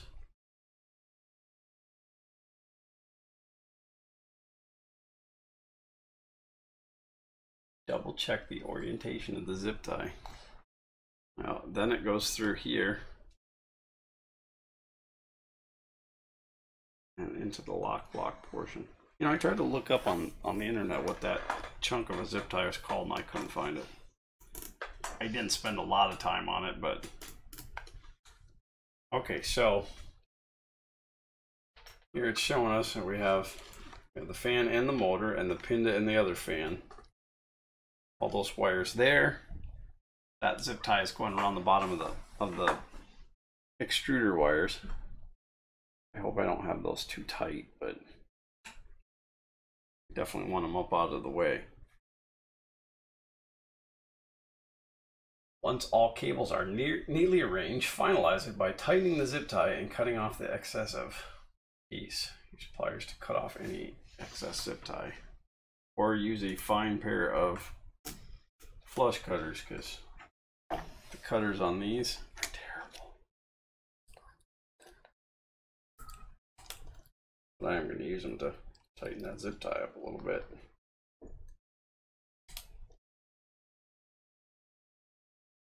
As many clicks out of that as I can. Again, that's holding the extruder wires up in there, and it's keeping all of this stuff pulled in neatly and tightly to this screw.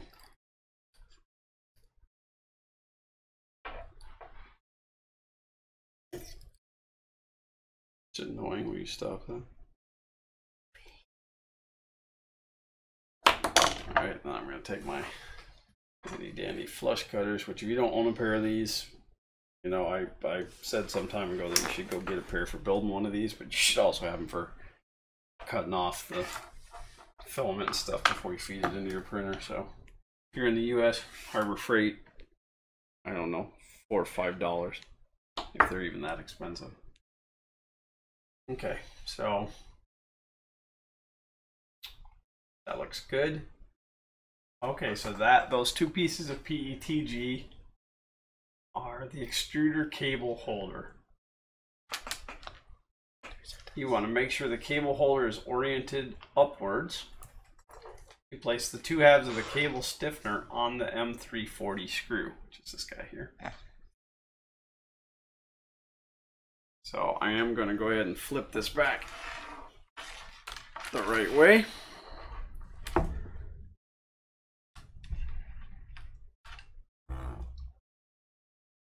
I cannot tell. I guess we're not really pulling any cable into it yet, because I'm not sure if we're going to grab the thermistor wires for that yet or not. But so right now we're just going to have all the cables completely out of view where you can't see it.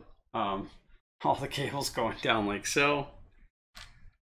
You want these guys facing upward, and there's a little indentation in there that's going to grab the head of that screw, like so.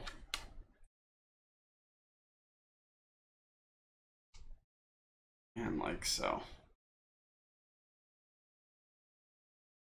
And I'm going to order a roll of PETG.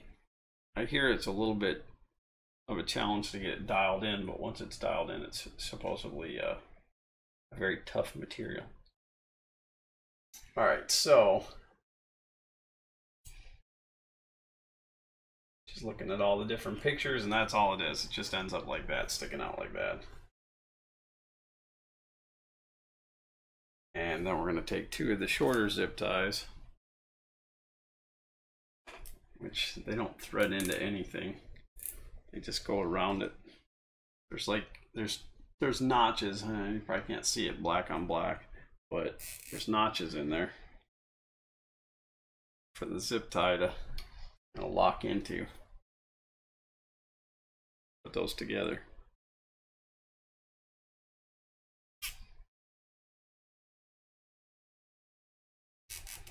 And then their picture, it's just loose like that, so I'm going to leave it like that until we move on to the next. Of course, it says use pliers to cut off excessive zip tie.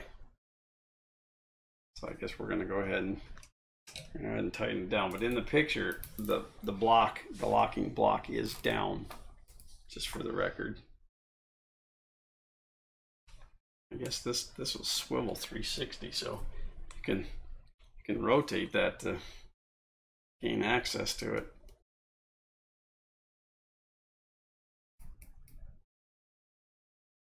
Got about 3 or 4 teeth out of that just now. All right, and then I'm going to use my flush cutters. Snip it off. Snip, snip. Snip it off. Snip, snip. I'll use these to poke Xander in the leg. Oh no. Okay, so then I want to turn that back. Turn that back so it's aiming upward. Nice little V groove up underneath it. That is the end of step 31.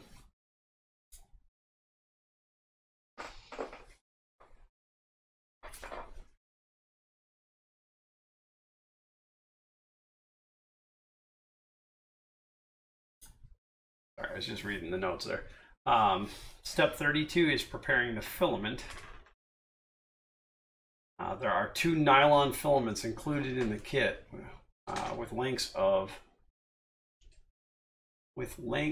50A30. I guess 50 and 30. Both have 3mm diameter. This step, these use the longer one, and don't cut any of them. And don't cut any of them. It should be laying. I think we put them somewhere right in here. They're like a black tubing. It's a rigid piece of like gnarly nylon weed whacker line. You mean these? I need the longer of the 2. Oh, you mean this? Yeah, that. All right, put that one back. Push it all the way down. If you experience difficulties when inserting the filament, use pliers to make a sharp tip on the filament. The filament is for the support of the whole harness. Don't cut it. It'll go all the way with the wires to the cover for electronics. Note the correct orientation of nylon filament. It needs to point up as shown in the picture. All right, so it's got a little bend to it like this, and you want it to go up as it's coming out of there.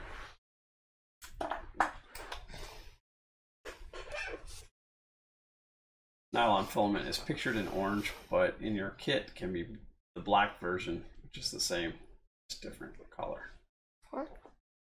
So, and then, why did I go to that camera? I wanted to be on that camera. All right, let me see if I can tweak the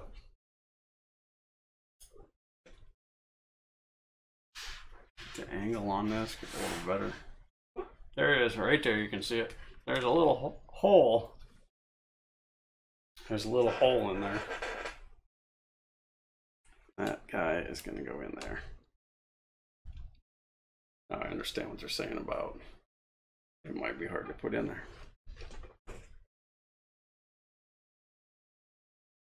Oh yeah. Yeah. They said don't cut it. Then they said use your pliers and make it sharp. So I'm just I have to cut it. just giving a little trim. Still keeping the orientation of that thing poking upward. Then wrap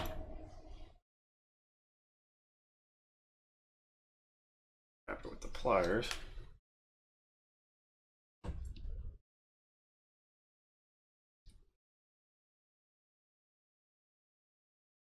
Gotta wiggle it just a little bit. All right. I don't know how far that went in, but it's seems to be in there pretty good. We'll take my pliers one more time, making sure I'm not grabbing any of these wires, just that nylon, and then I'm gonna, yep, it's in there. And then spiral wrap zip tie.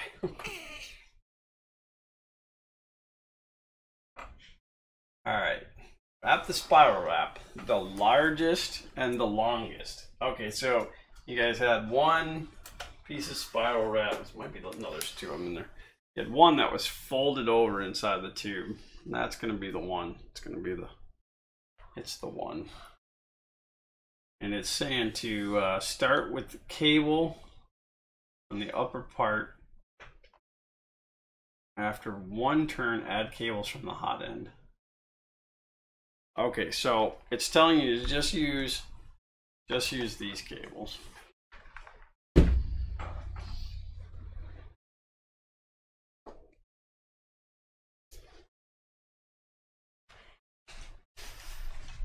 We're gonna get up underneath there.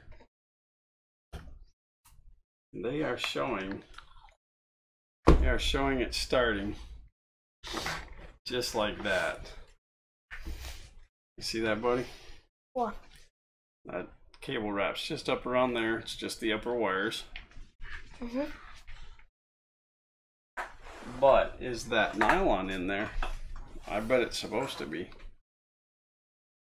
So we're going to take that off real quick. We're going to go up underneath that nylon, then up and around. So one wrap.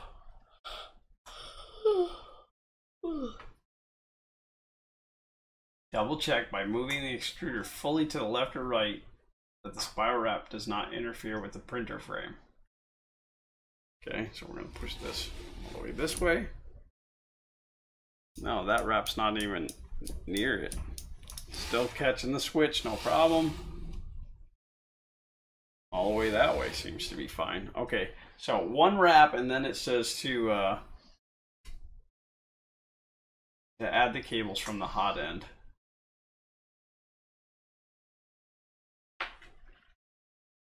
Whew. All right, you want to do this part, and I'm gonna go take a break.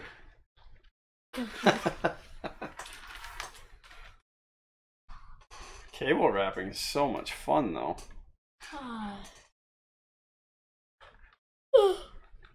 This is the worst, and of course I have it at an angle where you guys just can't even see it.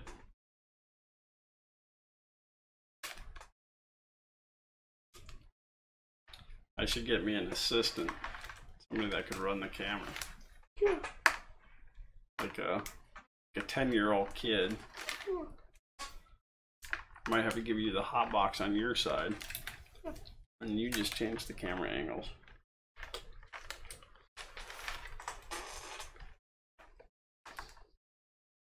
I know you won't see these cables, but it drives me crazy knowing that they're all just bunched up inside of there like that. And eventually we'll go back and print cable chains for all this and redo it all anyway, but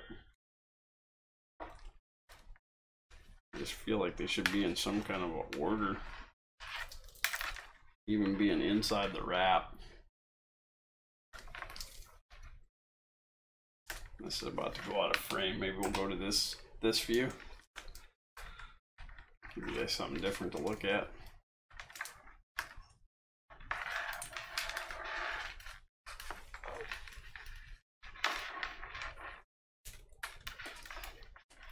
Tanner gets bored during stuff like this, but I mean, there's only certain things I can give him to do, and it's not really that he's not capable, but they're not really appropriate for a 10-year-old.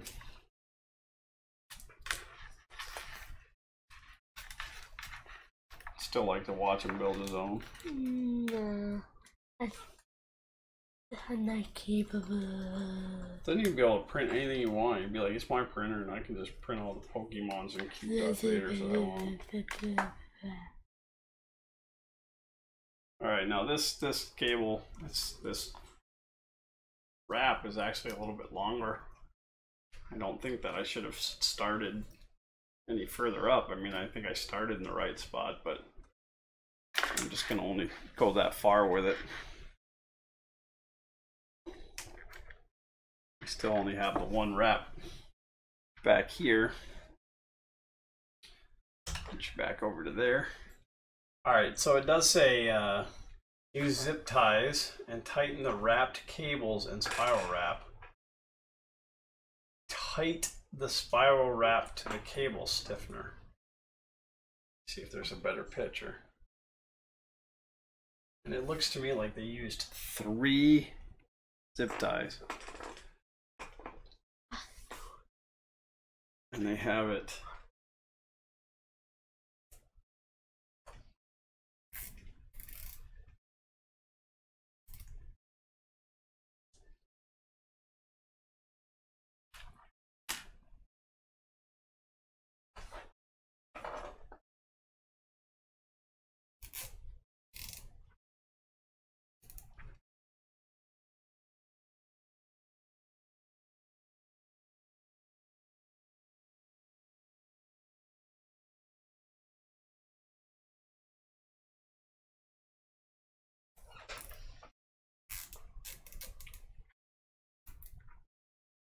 like so.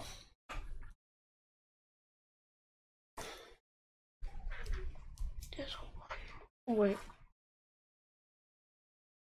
The zip tie hiding. They usually give you a few extras in case you end up having to go back and snip it off or something.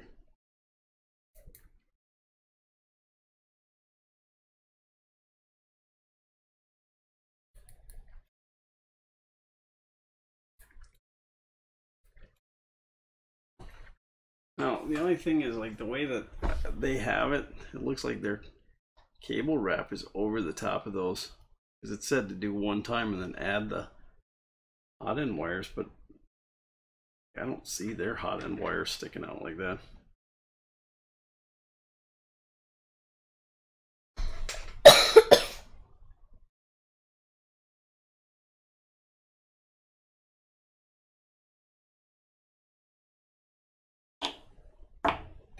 The picture here, I'll show you the picture I'm referencing.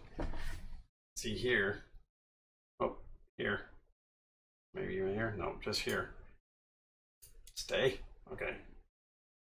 Like, they're wrapped, but their hot end wires aren't exposed. And mine are actually touching the zip tie.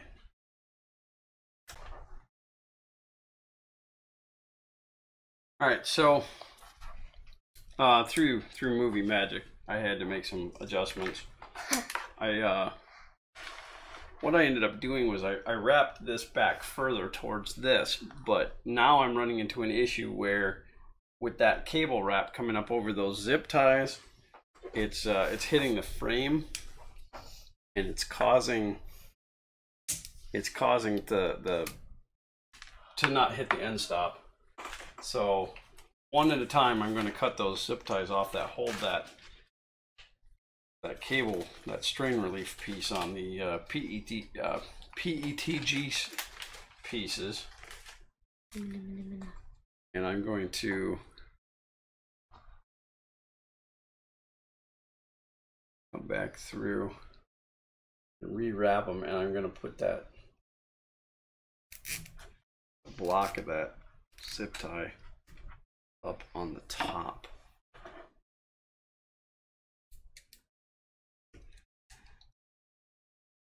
I'll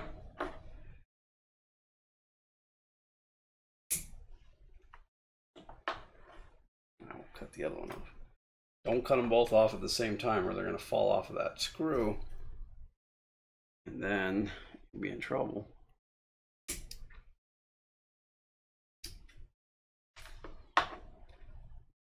Just one at a time.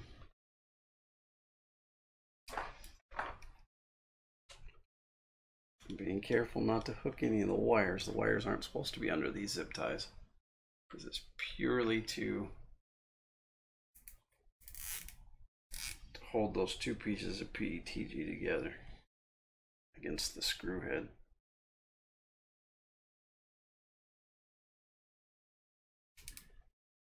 You can imagine the black kit is quite hard to build.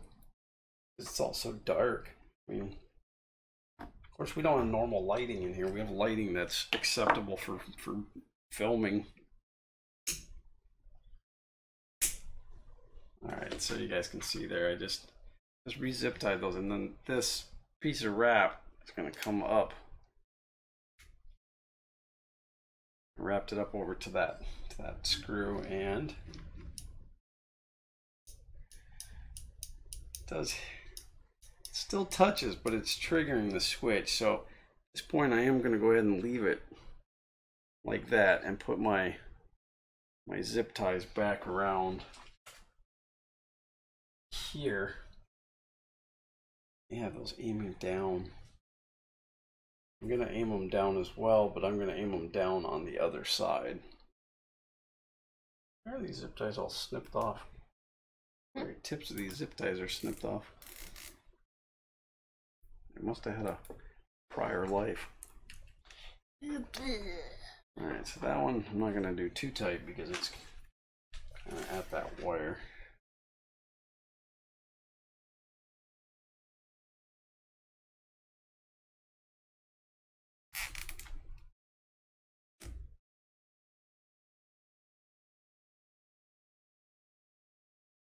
supposed to be 3 in there, so.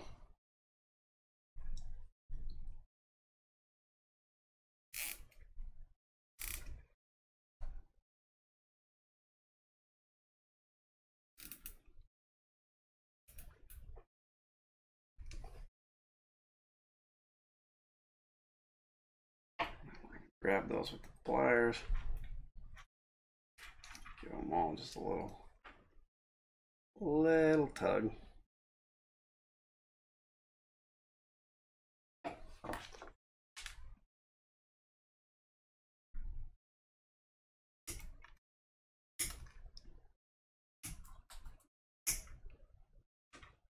Making sure I've got no sharp edges.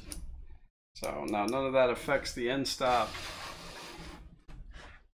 Doesn't really matter on the frame. It does touch the frame, but it's so far over there.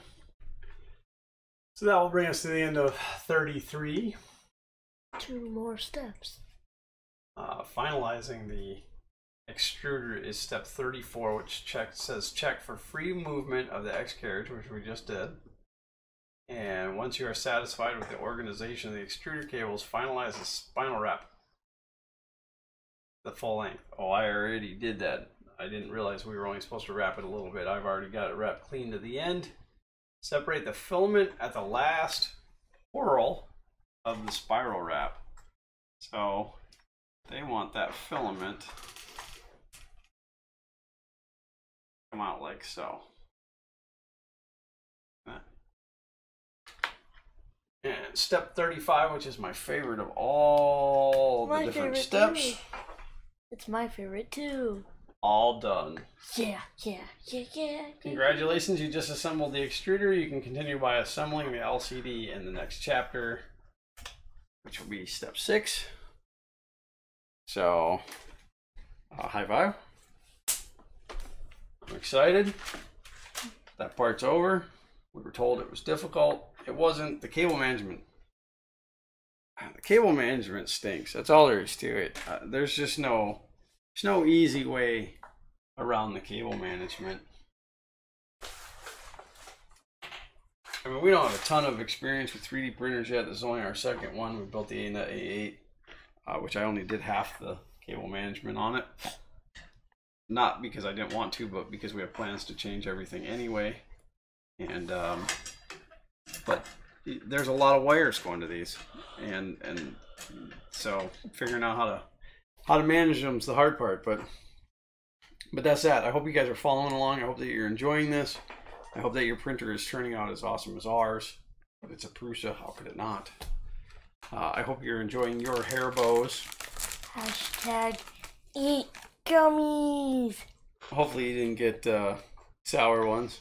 He doesn't make too bad of faces. They can't really be that sour. What one? Well, I've had one, but. Oh, I would give you one, but. Just send a self-addressed stamped envelope. No, I'm kidding. Don't do that. They'll be gone by then. All right. I still don't know what this little tidbit of plastic was. That was little orange plastic. It must have been a support. I don't know. Not like I could glue it back on, and I guess I could take some acetone to it, but yeah, it's coming along. I think so far it's good. I hope you guys at home are doing as well. If you have questions, throw them in the comments. Hit us up at our website, Facebook, Twitter. All that stuff's down in the description.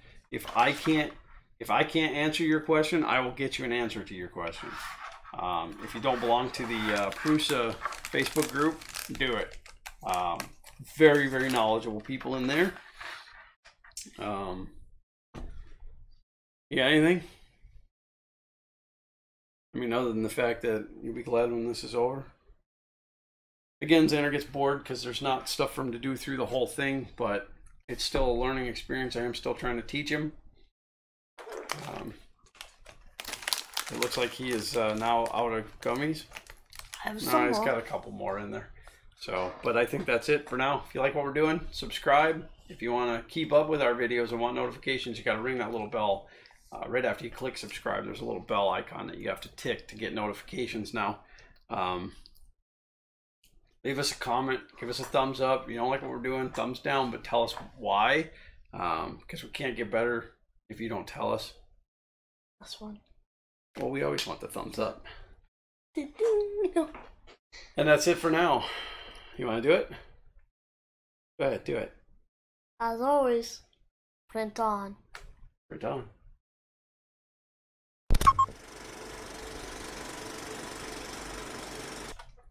All right, so just a quick little take. We're just at the end of what was that, step 5, right?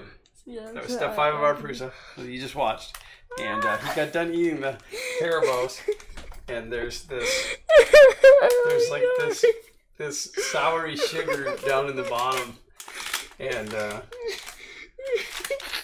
so he's gonna eat this. You baby. Oh my Come on, God. you gotta don't spill it. You gotta make sure you get it in. So, you want me to pour it into like a little cup or something? I don't really have anything up here to put that in. But Okay. all right, he's gonna do this. This is the sour sugar. Oh my God. I hope this is good. I hope this is good. You owe me. Let me trim the bag a little bit. You owe me for this. What do you mean I owe you? I made you a nice YouTube channel. There, now it's a nice clean edge. Again, these are the Haribo's that came with our Prusa, and they were a sour gummy worm. Oh God. Okay. It's gonna suck if he does this and there's no reaction. 3, 2, 1. Come on, look at the camera. Look at the camera. You can't look away. You gotta stay in frame. Is it making you tongue?